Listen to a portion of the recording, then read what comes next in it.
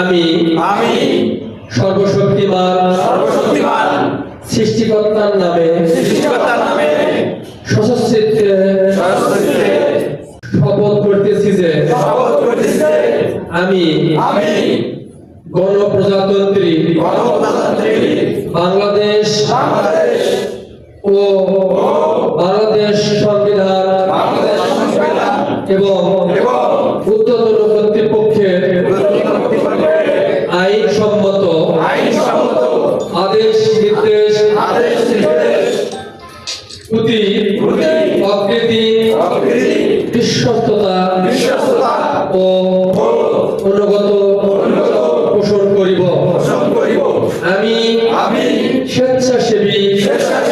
হিসাবে আমার অপরিহার্য কর্তব্য